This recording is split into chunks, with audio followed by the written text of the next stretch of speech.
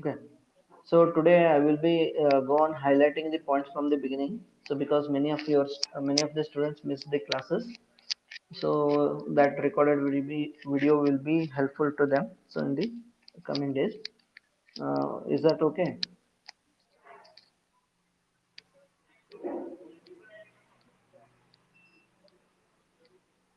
Hello,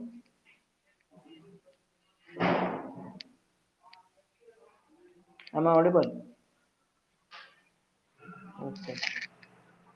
See, let us begin from the first unit first, from the introduction. So ಏನಂತ ಹೇಳಿದ್ವಿ ನಾವು first class ಒಳಗಡೆ, so what we have discuss, just go on highlighting and remembering your understanding. So ಏನಂತ ಹೇಳಿದ್ವಿ, every country is having its own currency ಅಂತ ಹೇಳಿದ್ವಿ ನಾವು. Similarly, India is having rupee as its currency, and that currency is having purchasing power in that country only.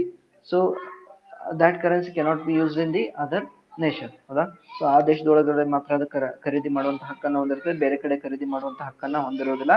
So when you are conducting business activities across the border, you need to there is a need to exchange the currency ಅಂತ. So ಅದಕ್ಕೆ ಅವಾಗ ಏನು ಬೇಕಾಗುತ್ತೆ, ನೀವು ಕರೆನ್ಸಿನ ನೀವು exchange ಮಾಡ್ಕೊಳ್ಳೋದು ಅವಶ್ಯಕತೆ ಬೇಕಾಗ್ತಿದೆ ಅಂತ ಹೇಳ್ತೀನಿ. So because the transaction should be settled in the foreign currency ಅದ. ಸೊ ನೀವು ಯಾವ ಜೊತೆ ವ್ಯವಹಾರ ಮಾಡಿರ್ತೀರಿ ಆ ದೇಶದ ಕರೆನ್ಸಿ ಒಳಗಡೆ ನೀವೇನ್ ಮಾಡ್ಬೇಕಂತೇಳಿ ವ್ಯವಹಾರವನ್ನ ಮುಕ್ತಾಯಗೊಳಿಸಬೇಕಾಗ್ತೈತಿ, ಅಥವಾ so it will be completed after the exchange of the currency ಅಂತ ಹೇಳಿದ್ವಿ. ಸೊ ಮತ್ತೇನ್ ನೋಡಿದ್ವಿ ಅಲ್ಲೇ, then there is a need of foreign currency for three reasons ಅಂತ ಹೇಳಿದ್ವಿ ನಾವು ಅಲ್ಲೇ. ಹೌದಾ? ಸೊ ಮೂರು ಸಂದರ್ಭದಲ್ಲಿ ಸಾಮಾನ್ಯವಾಗಿ ನಮಗೆ ಬೇರೆ ದೇಶದ ಕರೆನ್ಸಿ ಅವಶ್ಯಕತೆ ಉಂಟಾಗ್ತಿದೆ. ಸೊ ಯಾವಾಗಂತ ಹೇಳಿದ್ವಿ ನಾವು, what are those conditions? When you are importing or exporting goods and service to the other country. ಹೌದಾ? ಬೇರೆ ದೇಶಕ್ಕೆ ನೀವು ಗೂಡ್ಸ್ ಸರ್ವಿಸ್ನ ಎಕ್ಸ್ಪೋರ್ಟ್ ಅಥವಾ ಇಂಪೋರ್ಟ್ ಮಾಡ್ಕೊಂಡಾಗ, ಗೂಡ್ಸ್ ಇರ್ಬೋದು ಸರ್ವಿಸ್ ಇರ್ಬೋದು, ಯು ನೀಡ್ ಫಾರಿನ್ ಕರೆನ್ಸಿ ಅಂತ. ಸೊ ಆ ದೇಶದ ನೀವು ಎಕ್ಸ್ಪೋರ್ಟ್ ಮಾಡಿದ್ರೆ you have to receive the money in your domestic currency. You need to convert foreign currency into domestic currency. If you are a exporter, if you are an importer, you need to pay the rupee, or you need to pay in foreign currency. Then you need to convert rupee into foreign currency. So that is the one situation where need for currency exchange arises, that is during the import and export of goods and services. Second one is investment and borrowings. So while you are doing a investment, or other person is doing investment in your country, there is a need of currency exchange ಅಂತ ಹೇಳ್ತೀವಿ. ಹೌದಾ? So in case of investments and borrowings, so suppose if you are raising a funds from the foreign banks, you need to convert that currency, or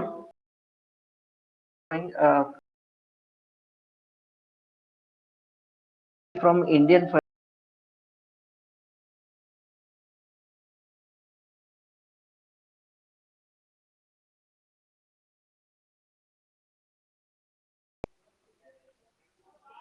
Okay. ಯಾಕೋ sudden ಆಗಿ ಹೋಗಿದ್ರಿ. Okay, ಇಲ್ಲಿ ನೋಡ್ರಿ. So second reason is when you are doing investment or you are borrowing funds from the foreign institutions, there is a need of exchange. The third,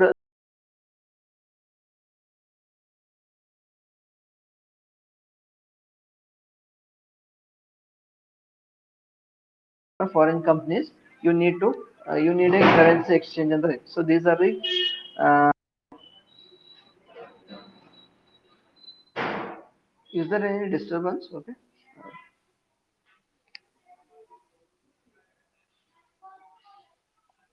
echo. Okay.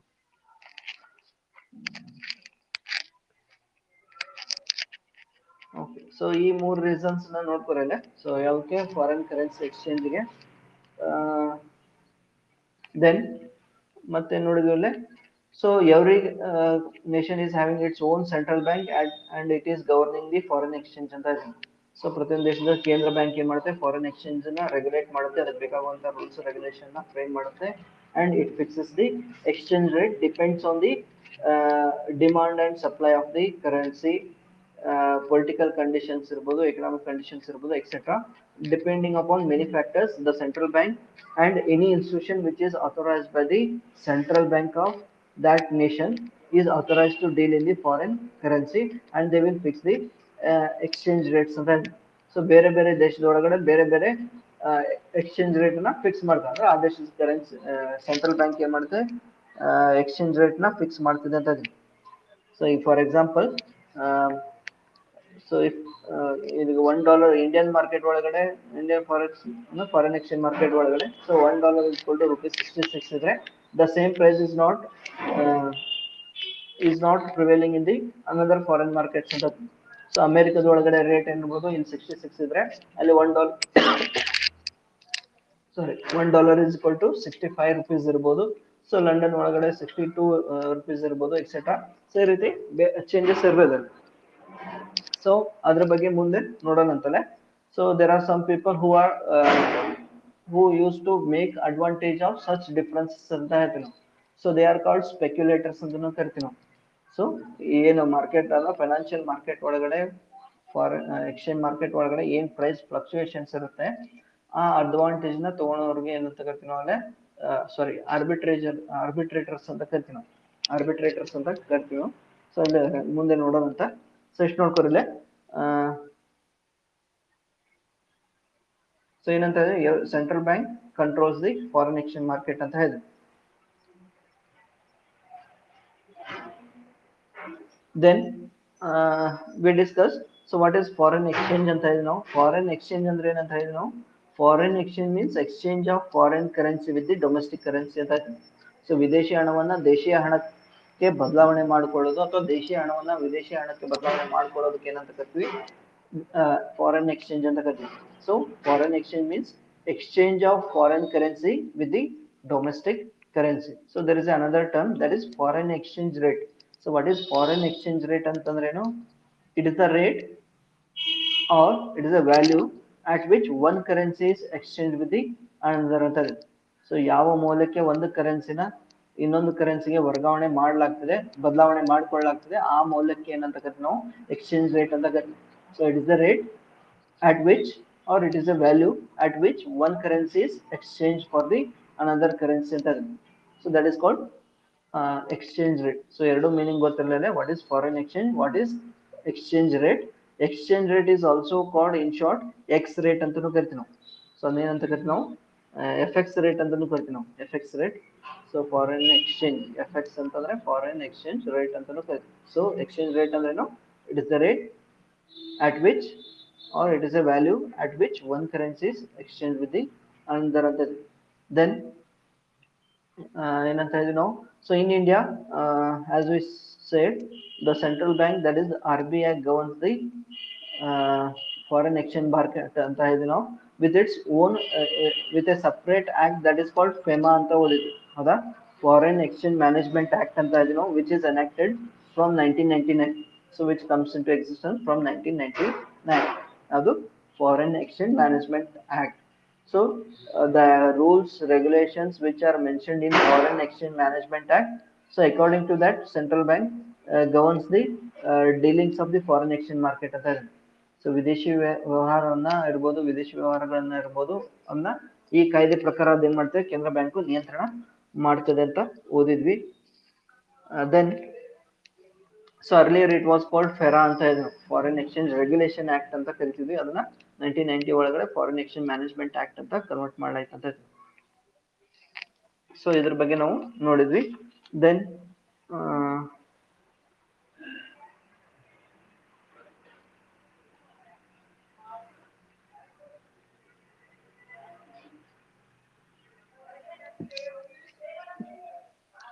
we were discussing about the foreign exchange market. So foreign exchange market ಬಗ್ಗೆ ನಾವು ನೋಡ್ತಾ ಇದ್ವಿ. So foreign exchange market is a global decentralised market to exchange different currencies of the world ಅಂತ. So international foreign exchange market ಬಗ್ಗೆ ಹೇಳ್ತಾ ಇದ್ರಲ್ಲ, foreign exchange market ಅನ್ನೋದು ಏನಂತ ಹೇಳ್ತಾರಲ್ಲ, it is a global, so it is A world wide market and decentralised market ಅಂತ. So it is ಅಂದ್ರೆ ಒಂದೇ ಸಂಸ್ಥೆ ಇದನ್ನ ಏನ್ ಮಾಡಂಗಿಲ್ಲ, ಈ ಮಾರ್ಕೆಟ್ ಅನ್ನ ನಿಯಂತ್ರಣ ಮಾಡೋದಿಲ್ಲ ಅಂತ. ಇಟ್ಸ್ ಎ ಡಿಸೆಂಟ್ರಲೈಸ್ಡ್ ಮಾರ್ಕೆಟ್ ಹೌದಾ. ಡಿಸೆಂಟ್ರಲೈಸ್ಡ್ ಮಾರ್ಕೆಟ್ ಇಂಡಿಯಾದ ಒಳಗಡೆ ಫಾರಿನ್ ಎಕ್ಸ್ಚೇಂಜ್ ನ ಸೊ ನಮ್ ದೇಶದ ಕೇಂದ್ರ ಬ್ಯಾಂಕ್ ಮ್ಯಾನೇಜ್ ಮಾಡುತ್ತೆ, ಬೇರೆ ದೇಶದ ಒಳಗಡೆ ಆ ದೇಶದ ಏನು ಹೆಡ್ ಬ್ಯಾಂಕ್ ಏನ್ ಮಾಡುತ್ತೆ, ಅದನ್ನ ಮ್ಯಾನೇಜ್ ಮಾಡುತ್ತೆ. So it is a global decentralised market to exchange different currencies of the world ಅಂತ. ಸೊ ಇಲ್ಲಿ ಬೇರೆ ಬೇರೆ ದೇಶದ ಕರೆನ್ಸಿಗಳನ್ನ ವಿನಿಮಯ ಮಾಡಿಕೊಳ್ಳಲಾಗ್ತಿದೆ ಅಂತ ಎಕ್ಸ್ಚೇಂಜ್ ಮಾರ್ಕೆಟ್ ಒಳಗಡೆ. Then foreign under foreign exchange market the currency is considered as a commodity ಅಂತ ಇದೆ. So that is price in comparison with the domestic currency. So ಯಾವ ರೀತಿ ಮಾರ್ಕೆಟ್ ಒಳಗಡೆ ಗೂಡ್ಸ್ ನಾವು ಎಕ್ಸ್ಚೇಂಜ್ ಮಾಡ್ತೀವಿ, ಅದೇ ರೀತಿ ಫಾರಿನ್ ಎಕ್ಸ್ಚೇಂಜ್ ಮಾರ್ಕೆಟ್ ಒಳಗಡೆ the currency is treated as a commodity. So ಕರೆನ್ಸಿನ ನಾವು ಏನಂತ ಟ್ರೀಟ್ ಮಾಡ್ತೀವಿ ಅಂದರೆ ಕಮೋಡಿಟಿ ಅಥವಾ ಗೂಡ್ಸ್ ಅಂತ ನಾವು ಅದನ್ನ ಟ್ರೀಟ್ ಮಾಡಿ ಅದನ್ನ ಎಕ್ಸ್ಚೇಂಜ್ ಮಾಡ್ತೀವಿ ಅಂತ.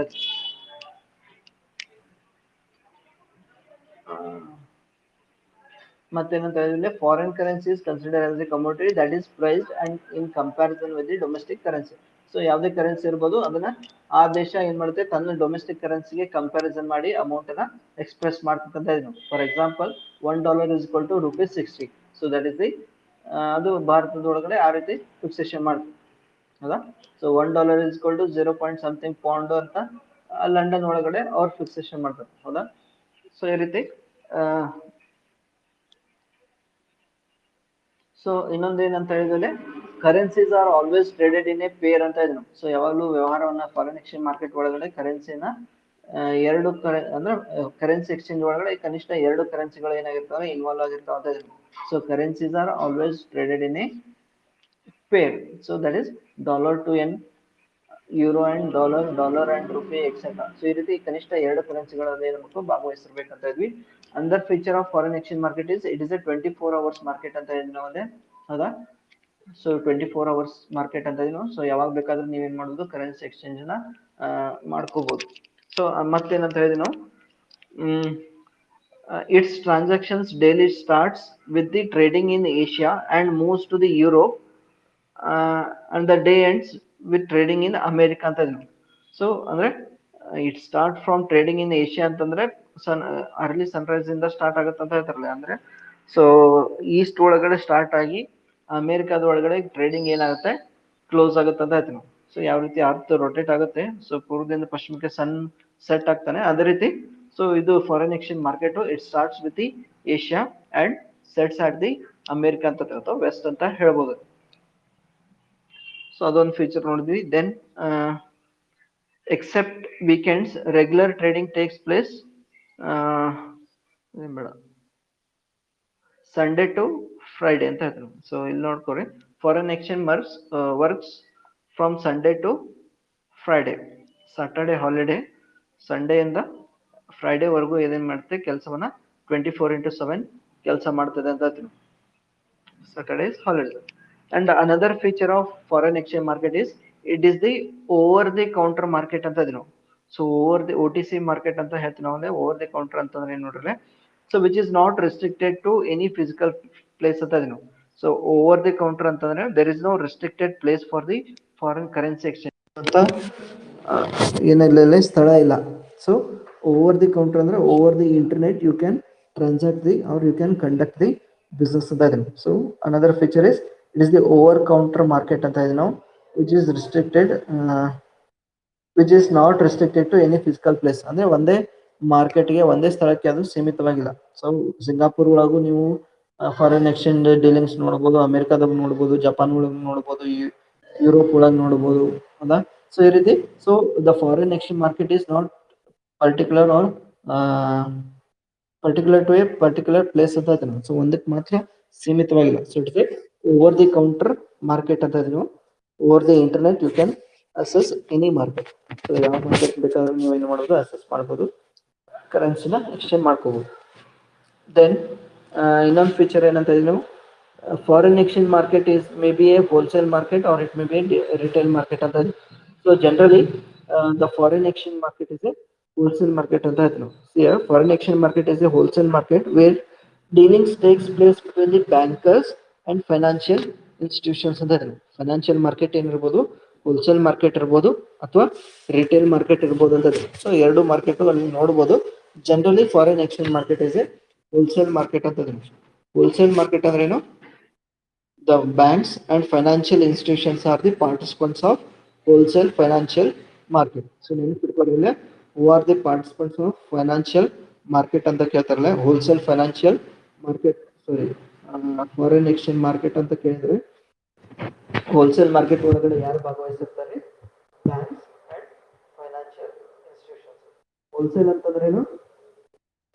So there is a large quantity of currencies exchange ಅಂತ ಇದೆ. ಸೊ ಜನರ ಕಡೆ ಇಂಪೋರ್ಟರ್ ಇರ್ಬೋದು, ಎಕ್ಸ್ಪೋರ್ಟರ್ ಇರ್ಬೋದು, ಅವ್ರ ಕಡೆ ದೊಡ್ಡ ಪ್ರಮಾಣದಲ್ಲಿ ದುಡ್ಡು ಇರೋದಿಲ್ಲ. ಬೇರೆ ದೇಶದ ಕರೆನ್ಸಿ ಇರೋದಿಲ್ಲ. ಅಷ್ಟು ದುಡ್ಡು ಯಾರ ಕಡೆ ಇರ್ತಲ್ಲ, ಓನ್ಲಿ ಬ್ಯಾಂಕ್ಸ್ ಅಥವಾ ಫೈನಾನ್ಷಿಯಲ್ ಇನ್ಸ್ಟಿಟ್ಯೂಷನ್ಸ್ ಏನ್ ಮಾಡ್ಬೋದು, they may involve in large scale transaction ಅಂತ. Foreign exchange market may be wholesale market, it may be a retail market. If it is a wholesale market, the participants are financial institutions and banks ಅಂತ ಹೇಳ್ತಾರೆ. So they are the participants of wholesale market. If it is a retail market, so retail market ಇದ್ರೆ ಯಾರು ಇರ್ತಾರೆ participants?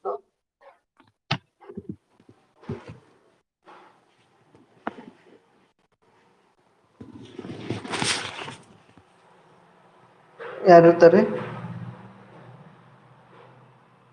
ಒಂದು ನಿಮಿಷ, okay. So retail market ಒಳಗಡೆ ಯಾರು ಇರ್ತಾರೆ? ರಿಟೇಲ್ ಮಾರ್ಕೆಟ್ ಒಳಗಡೆ ಬ್ಯಾಂಕ್ಸ್ ಅಂಡ್ ಇಂಡಿವಿಜುವಲ್ಸ್ ಅಂತ ಇದೀನಿ. ಸೊ ಇಂಡಿವಿಜುವಲ್ಸ್ ಅಂದ್ರೆ ಯಾರು? ಇಂಪೋರ್ಟರ್ ಇರ್ಬೋದು, ಎಕ್ಸ್ಪೋರ್ಟರ್ ಇರ್ಬೋದು, ಅಥವಾ ಟ್ರಾವೆಲರ್ಸ್ ಅಂತ ಇದೀನಿ, ಟೂರಿಸ್ಟ್ ಅಂತ ಕರಿತೀವಲ್ಲ. ಸೊ ಅವ್ರ ಕಡೆ ಏನಾದ್ರು ಸಣ್ಣ ಪ್ರಮಾಣದಲ್ಲಿ ದುಡ್ಡು ಇರ್ತದೆ, ಅವರು ಸಣ್ಣ ಪುಟ್ಟ ಹಣವನ್ನ ಅಲ್ಲಿ ಲೋಕಲ್ ಬ್ಯಾಂಕ್ಸ್ ಕಡೆಯಿಂದ ಅಥವಾ ಕರೆನ್ಸಿ ಎಕ್ಸ್ಚೇಂಜ್ ಮಷೀನ್ಸ್ ಇದಾವೆ ಅಲ್ಲಿ ಎಕ್ಸ್ಚೇಂಜ್ ಮಾಡ್ಕೋಬಹುದು, ಅಥವಾ ದ ಇನ್ಸ್ಟಿಟ್ಯೂಷನ್ಸ್ ಅಥವಾ the banks which are providing currency exchange services with the approval of the central bank. So ಅವ್ರ ಕಡೆ ಏನ್ ಮಾಡ್ಬೋದು, ಕರೆನ್ಸಿ ಎಕ್ಸ್ಚೇಂಜ್ ನ ಮಾಡ್ಕೋಬಹುದು. ಸೊ ಅಷ್ಟೇ ನೆನ್ಪಿಟ್ಕೋರಿ, the participant of the retail foreign exchange market are ಯಾರು? Importer, exporter, tourist and banks ಅಂತ ಹೇಳ್ತಾರೆ. So these are the some of the participants of retail foreign exchange market. So ಎರಡು ನೆನ್ಪಿಟ್ಕೋರಿ. Then so can anybody tell me which is the largest foreign exchange market? ಯಾವ್ದಿರ್ಬೋದು?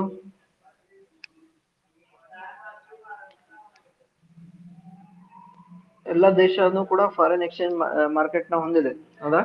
So ಅದ್ರೊಳಗಡೆ ದೊಡ್ಡ market ಎಲ್ಲಿದೆ? Any guesses?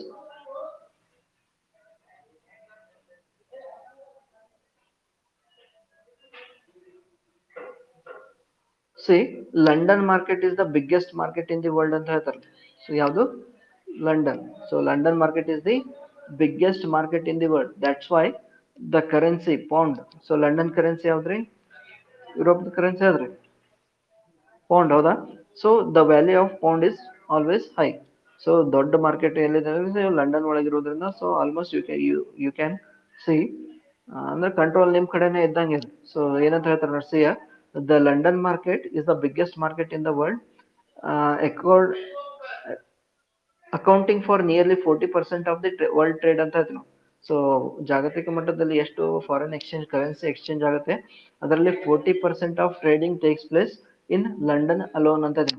So London ಒಳಗಡೆ ಮಾತ್ರ, London ನಲ್ಲೇ ಏನಾಗುತ್ತೆ, ಸುಮಾರು 40% ನಷ್ಟು ಟ್ರೇಡಿಂಗು ನಡೆಯೋದ್ರಿಂದ it is the largest foreign exchange market ಅಂತ ಇದೆ. So it is followed by US market which accounts for 18%, and next is followed by Japan which accounts 6% of the trading of the world trading. So due to predominance of the London market, the exchange rate determined by the London market has much acceptability ಅಂತ. ಪ್ರತಿ ದೇಶ ತಂದೆ ಆದಂತ exchange rate ನ fix ಮಾಡುತ್ತೆ, but London exchange market ಅಥವಾ London market 40% trading ಅಲ್ಲಿ ನಡೆಯೋದ್ರಿಂದ, so whatever prices fixed by the London foreign exchange market will be accepted widely ಅಂತ ಇದೆ. ಸೊ ಸಾಮಾನ್ಯವಾಗಿ ಲಂಡನ್ ಫಾರಿನ್ ಎಕ್ಸ್ಚೇಂಜ್ ಮಾರ್ಕೆಟ್ ಯಾವ ಡಾಲರ್ಗೆ ಅಥವಾ ಡಾಲರ್ಗೆ ಇರ್ಬೋದು, ರುಪಿಗೆ ಇರ್ಬೋದು, ಯಾವುದೇ ಕರೆನ್ಸಿಗೆ ಇರ್ಬೋದು, ಏನ್ ಎಕ್ಸ್ಚೇಂಜ್ ರೇಟ್ ನ ಫಿಕ್ಸ್ ಮಾಡ್ತಾರೆ ಅದೇ ರೇಟ್ ನ ಸಾಮಾನ್ಯವಾಗಿ ಎಲ್ಲ ದೇಶಗಳು ಕೂಡ ಏನ್ ಮಾಡ್ತಾವಲ್ಲ ಒಪ್ಕೊಳ್ತವೆ ಅಂತ ಹೇಳ್ತಾರೆ. So because it is a largest market. Then next ಯಾವ್ದಂತ ಹೇಳಿ ನಾವು, ಲಂಡನ್ ಕರೆನ್ಸಿ ಅಂದ್ರೆ ಪೌಂಡ್ ಆದ ನಂತರ US ಮಾರ್ಕೆಟ್ ಅಂತ ಇದೆ, ಅದ್ ನೆನ್ಪಿಕೋರಿ. Then currencies are traded always traded in a pair ಅಂತ ಇದೀವಿ ನಾವು. Highest traded currencies are euro to dollar ಅಂತ ಇದೀವಿ. ಸೊ ಸಾಮಾನ್ಯವಾಗಿ ಕರೆನ್ಸಿನ ಎರಡು ಕರೆನ್ಸಿ ಇನ್ವಾಲ್ವ್ ಆಗಿರ್ತಾವ ಅಂತ ಇದೀವಿ ನಾವು. ಹೈಯೆಸ್ಟ್ ಟ್ರೇಡಿಂಗ್ ಆಗುವಂತ ಕರೆನ್ಸಿ ಯಾವ್ದು ಅಂತಂದ್ರೆ ಯೂರೋ ಟು ಡಾಲರ್ ಅಂತ ಇದೀವಿ. ಸೊ ಯೂರೋ ಅಂತಂದ್ರೆ ಏನು, ಲಂಡನ್ ಕರೆನ್ಸಿ ಅಥವಾ ಯುರೋಪಿಯನ್ ಕರೆನ್ಸಿ ಯಾವುದು, ಯೂರೋ. ಸೊ ಯೂರೋ ಇಂದ dollar conversion. So it accounts for 28% ಅಂತ ಇದೀವಿ. ಆಮೇಲೆ ಡಾಲರ್ ಟು ಎನ್ ಅಂತಾರೆ. N is the currency of Japan. ಹೌದಾ, ಅಂದ್ರೆ ಡಾಲರು ಅಂದ್ರೆ ಅಮೆರಿಕ ಮತ್ತು ಜಪಾನ್ ನಡುವೆ ಸಾಕಷ್ಟು ವ್ಯವಹಾರಗಳು ನಡೀತವೆ ಅಂತ ನೀವು ಅರ್ಥ ಮಾಡ್ಕೋಬಹುದಿಲ್ಲ. ಒಂದು ಯುರೋಪ್ ಮತ್ತು ಅಮೆರಿಕ ನಡುವೆ 28% ವ್ಯವಹಾರ ನಡೀತದೆ. There is a need of exchange of currency. Next place ಯಾವ್ದಲ್ಲಿ, dollar to yen. So and pound to dollar. So it accounts for 9%. So and see, the US dollar is the prominent currency, almost accounting for 90% of the exchange transaction ಅಂತ ಇದೆ. So ಪ್ರತಿಯೊಂದು ಅಂದ್ರೆ 90 US dollar is so much popular that so around 90% of currencies are exchange are with the dollar ಅಂತ ಇದೆ. ಸುಮಾರು 90% ಜನ ಏನ್ ಮಾಡ್ತಾರೆ, ಡಾಲರ್ನ ಪಡೆಯೋದಕ್ಕೆ ಇಷ್ಟಪಡ್ತಾರೆ ಅಂತ ಇದೆ. Because it is A wide acceptance in all the countries ಅಂತ ಇದೆ. ಸೊ ಯಾವ ದೇಶಕ್ಕೆ ಬೇಕಾದ್ರೂ ಹೋಗಿ ನೀವೇನ್ ಮಾಡ್ಬೋದು, ಡಾಲರ್ನ ಕೊಟ್ಟು ಎಕ್ಸ್ಚೇಂಜ್ ನ ಮಾಡ್ಕೋಬಹುದು. ಆದ್ರೆ ಇಂಡಿಯನ್ ರುಪೀಸ್ ನ ನೀವು ಯಾವ ದೇಶಕ್ಕೆ ಬೇಕಾದ್ರೂ ಒಯ್ದು ಕರೆನ್ಸಿನ ಎಕ್ಸ್ಚೇಂಜ್ ಮಾಡಿಕೊಡ್ರಿ ಅಂತಂದ್ರೆ ಸೊ ಸಾಧ್ಯ ಆಗೋದಿಲ್ಲ. So some countries may accept, some countries may not accept the currency. So ಎಲ್ಲಾ ದೇಶಗಳು ಎಲ್ಲಾ ದೇಶದ ಕರೆನ್ಸಿನ ತಗೊಂಡು ಎಕ್ಸ್ಚೇಂಜ್ ಮಾಡಿಕೊಡ್ತಾರ ಅಂತ ಇಲ್ಲ. ಹೌದಾ, ಸೊ ಅದನ್ನ ಹೇಳ್ತಾರೆ. ಸೊ ಡಾಲರ್ 90% ಅಕ್ಸೆಪ್ಟಬಿಲಿಟಿನ ಹೊಂದಿದೆ ಅಂತ ಹೇಳ್ತಾರೆ. ಸೊ ಯಾವ ದೇಶ ಬೇಕಾದ್ರೂ, ಯಾಕಂದ್ರೆ ಟ್ರಸ್ಟ್. ಸೊ ಡಾಲರ್ ಮೇಲೆ ಎಲ್ಲರಿಗೂ ನಂಬಿಕೆ ಇರೋದ್ರಿಂದ there is a greater demand for the US dollar. So ಅದಕ್ಕೋಸ್ಕರ ಅದರ ಪ್ರೈಸಸ್ ಏನಾಗ್ತಾ ಇದೆ ಅಂದ್ರೆ ಕಂಟಿನ್ಯೂಸ್ ಆಗಿ ಸ್ಟ್ರಾಂಗ್ ಆಗ್ತಾ ಹೋಗಿದೆ. ಅದಕ್ಕೆ ಡಿಮಾಂಡ್ ಜಾಸ್ತಿ ಆಗ್ತಾ ಹೋಗಿದೆ. ಸೊ ಇಷ್ಟು ದಿಸ್ ಇಸ್ ಅಬೌಟ್ ಕರೆನ್ಸೀಸ್. ಆಮೇಲೆ ಇಲ್ಲಿ ನೋಡ್ರಿ, London, New York, Tokyo, Hong Kong, Singapore R the prominent trading countries ಅಂತ ಇದೆ ಫಾರಿನ್ ಎಕ್ಸ್ಚೇಂಜ್ ಮಾರ್ಕೆಟ್ ಒಳಗಡೆ. ಸೊ ಪ್ರಾಮಿನೆಂಟ್ ಟ್ರೇಡರ್ಸ್ ಅಥವಾ ಅದರಲ್ಲಿ ಹೆಚ್ಚು ಭಾಗವಹಿಸೋರು ಯಾರು ಅಂತಂದ್ರೆ, ಸೊ ಲಂಡನ್ ಅಂತ ಹೇಳಿದ್ವಿ ನಾವು. So it is the largest, it is having largest foreign exchange market. So next is followed by New York, that is USA. Tokyo ಅಂತಂದ್ರೆ ಎಲ್ಲಿ, ಟೋಕಿಯೋ ಎಲ್ಲೈತ್ರಿ, ಜಪಾನ್. ಹೌದಾ, ಸೊ ಸೊ ಯುರೋಪ್ ಇರ್ಬೋದು, US ಇರ್ಬೋದು, ಜಪಾನ್ ಇರ್ಬೋದು. ಹಾಂಗ್ಕಾಂಗ್ ಅಂದ್ರೆ Singapore are some of the prominent trading countries. So China ಇರ್ಬೋದು, China ಆದ ನಂತರ ಸಿಂಗಾಪುರ್. ಸೊ ಇವೆಲ್ಲ ಹೆಚ್ಚು ಫಾರಿನ್ ಎಕ್ಸ್ಚೇಂಜ್ ಬಿಸ್ನೆಸ್ ಒಳಗಡೆ ಭಾಗವಹಿಸ್ತಾರೆ. ಯಾಕಂದ್ರೆ because most of the import export ಇರ್ಬೋದು, ಸೊ ಈ ಕಂಟ್ರೀಸ್ನೇ ಜಾಸ್ತಿ ಮಾಡೋದ್ರಿಂದ so they are the major participants of the foreign exchange market ಅಂತ ಇದೆ. ಅದೇ ರೀತಿ finance, there are some of the institutions involved in the foreign exchange market. They are, you might heard the name of